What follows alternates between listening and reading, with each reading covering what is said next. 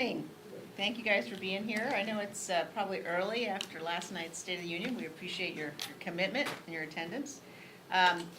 We really thought the State of the Union last night was a tremendous speech by the President.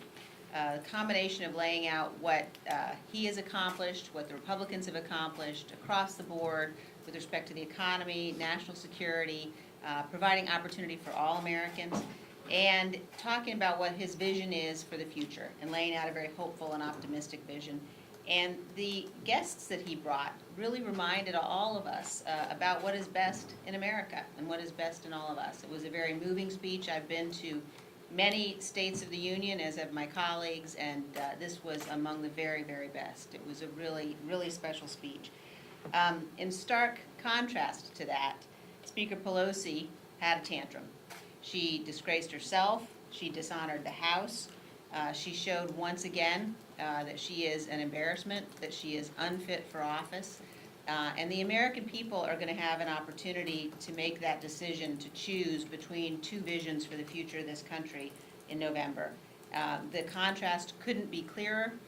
The difference between a president who has delivered on his promises, a president who's done what he said he was going to do, a president who has yielded an era of unmatched economic growth, who is rebuilding our military, who's keeping this nation safe, and a party that you saw last night so blinded by anger, so blinded by hatred of this president, that they wouldn't even applaud the most basic common things, common decency, applaud a young girl who's getting a scholarship to go to school, applaud, in some cases, some of them wouldn't even applaud the Tuskegee Airmen. It was a really disgraceful show, and I think that the speaker capped it all off at the end of the speech. But the American people deserve better. The American people are going to get better, and we feel very, very confident that come November they're going to make the right decision. And Speaker Pelosi's term as Speaker of the House will not go beyond this year. With that, I would like to turn things over to the gentleman from Louisiana, a member of the House Judiciary Committee, and someone who has been on the President's defense team over in the Senate to talk about what's happening in the Senate, Mr. Johnson from Louisiana. Thank you, Liz. Just one comment briefly about last night. The theme of the speech I thought was so appropriate, the great American comeback story. That's exactly what it is that we're celebrating. And I had an aisle seat last night and tapped the President on the shoulder on the way out and told him that I thought the speech was Reagan-esque. It was optimistic, it struck exactly the right tone, and I think it's exactly what the country needed. And as Liz said, by stark contrast, can I be honest with you and tell you, I was just kind of brokenhearted, honestly. I was on the aisle on the left side of the chamber, so I was almost on the Democrat side because we had an overflow. And I was seated so close to my colleagues, and I have a lot of friends, we all do, on the Democrat side. And to me, to look out and see that there's so many Democrats in Congress today that are unwilling to stand for America, literally and figuratively. And it is just a very sad moment, I think, for the country. And Pelosi's antics were just the icing on the cake. And I think the American people see that for what it is, and there'll be a reckoning for it. Today, we will finally get the full acquittal of President Donald J. Trump of this impeachment charade, the sham. We've run out of ways to describe it, but I think the people back home see it for what it is, and I think the U.S. Senate does as well. We've been very pleased with how the defense team handled the case and put on the facts and the law, the evidence, which is all on the side of the president and always has been. And today, we expect a bipartisan acquittal. No one knows the final vote tally yet, but we expect that at least 2, maybe 3 Democrats will come across the aisle and do the right thing and vote to acquit the president. And as we've said all along, the lasting effect of this, if people say, what comes next, what does this mean for the future? The great concern that all of us have is the Pandora's box that's been opened, because the Democrats have decided for the first time in our history, remember, we're 243 years into this constitutional republic, this experiment in self-governance. The founders warned us, hey, that impeachment clause of the Constitution, Article 2, Section 4, is only to be very rarely used. And please, they warned us, in common parlance, what I would say today, please don't ever weaponize that impeachment provision.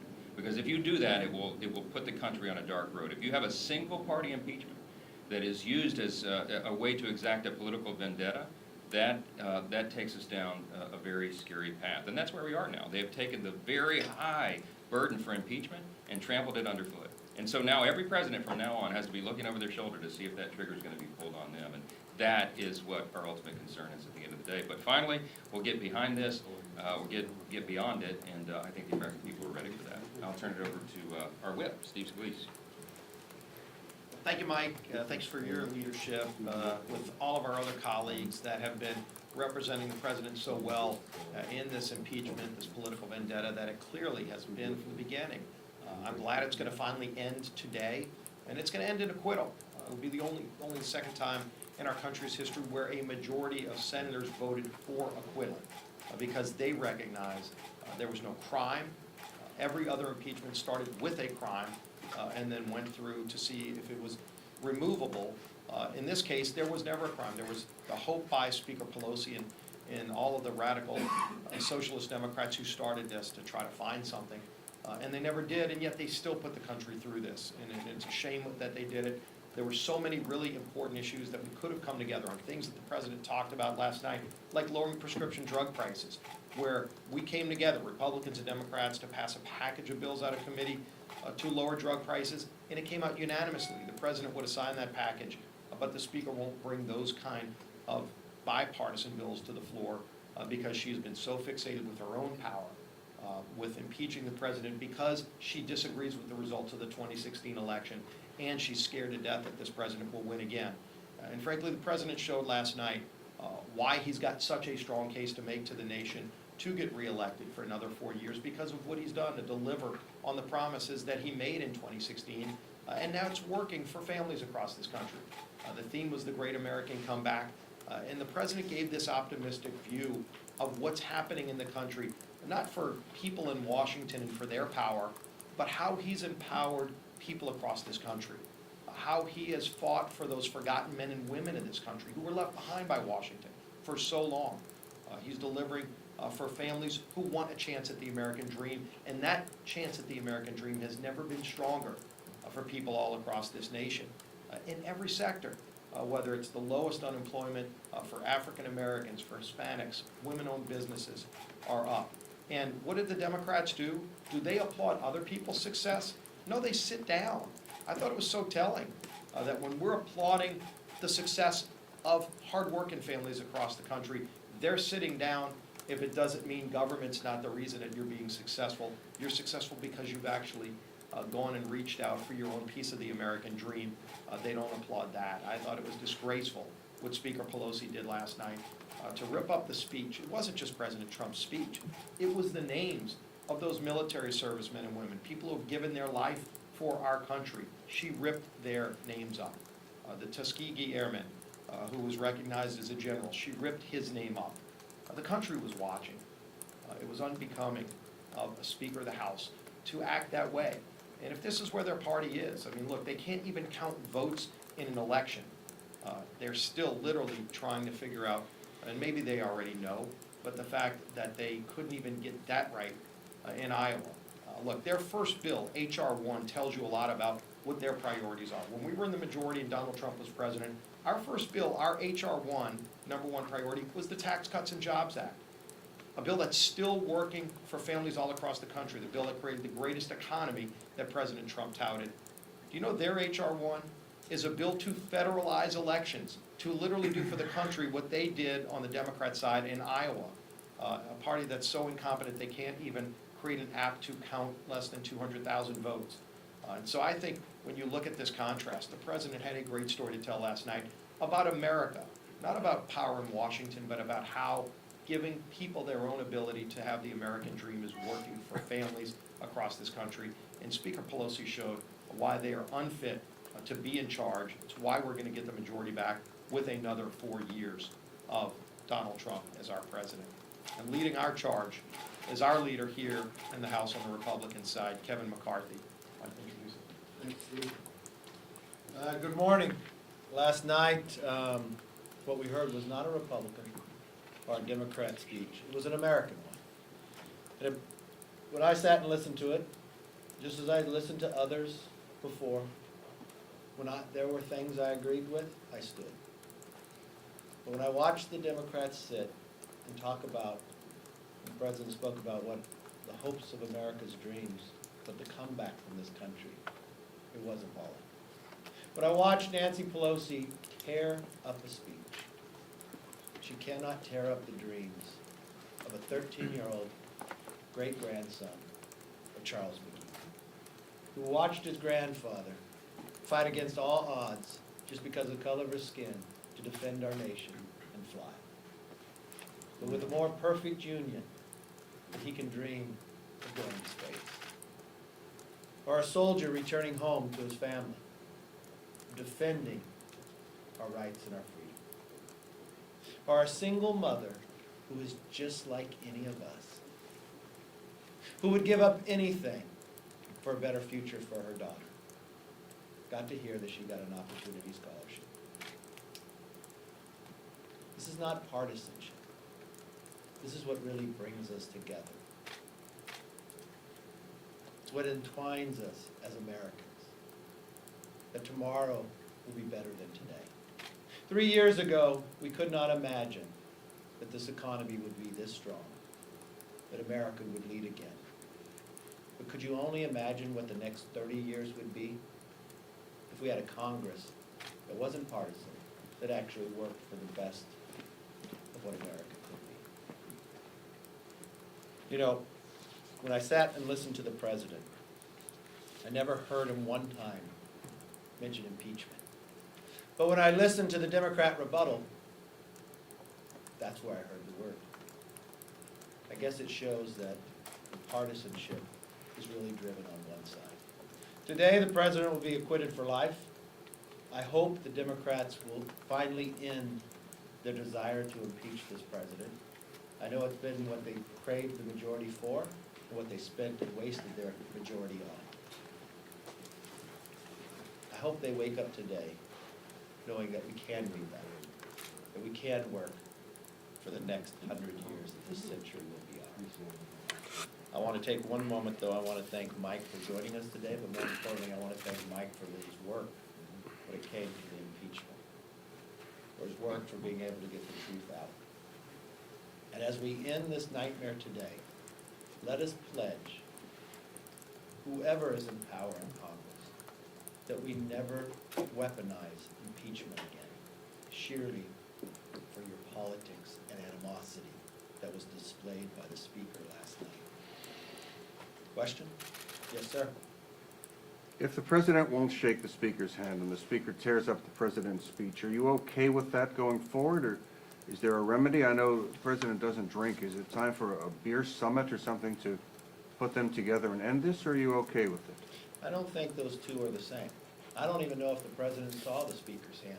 I saw him give her the paper, turn around, but to equate those two is fundamentally different. The Speaker, who was given an official document, who chose to tear up Charles McGee's great-grandson's dream, or a soldier returning home, I think if somebody needs to sit down and change, it comes to the Speaker. And I think the actions of wasting a majority, the promise that she made to America, that they would be different. They look to govern together. They believe the minority should have a voice. We've seen none of that. Yes, I think the country is too divided right now. But for that same moment in time, you have a president just with if you look at one contrast, signing the United States-Mexico-Canada agreement with China, trying to bring Middle East, all the while, we had House managers on the other side working on impeachment. The only Democrats that had reserved seating were the House managers. That's what they wanted to highlight with their achievements, if there was a message to the American public of what a majority in the House with the Democrats were able to give. House managers. I think they need to have a wake-up call, yes. Yes, sir. Thank you. We understand from the Democratic caucus that the Speaker told them this morning that she was looking for a page in the speech that didn't have a lie in it. And when she didn't find it, she tore up the page, which wound up being all the pages of the speech. What is your reaction to that?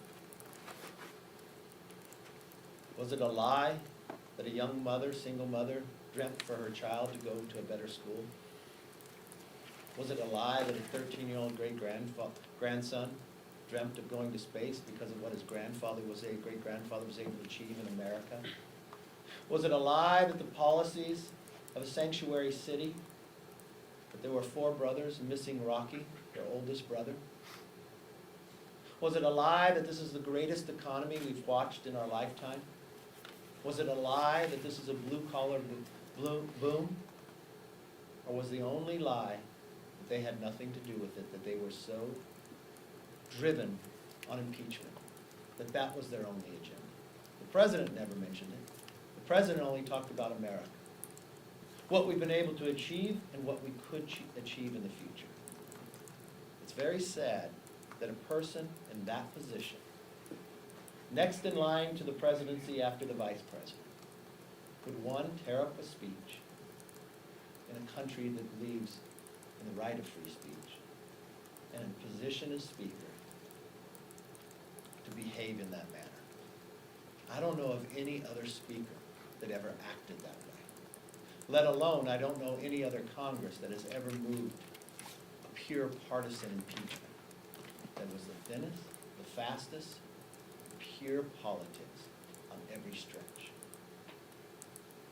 Last question?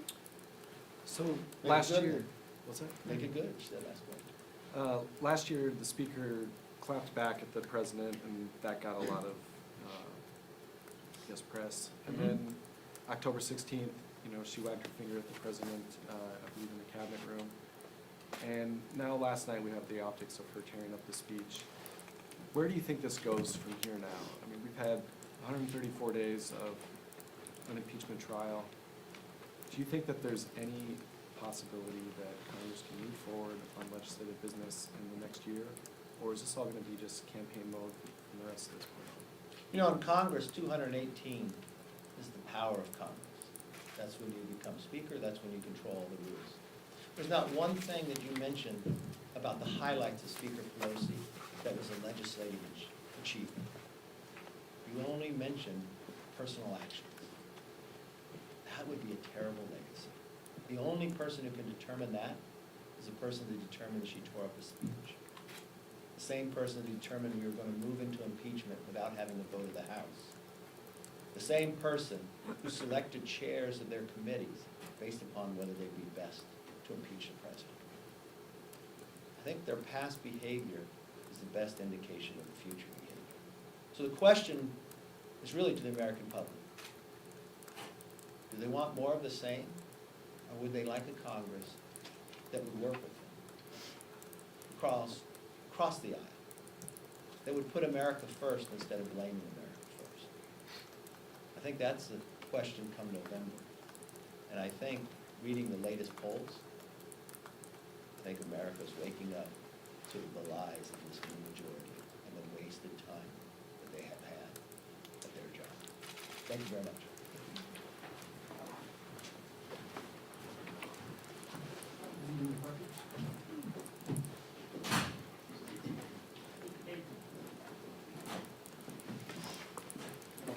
Non-executive.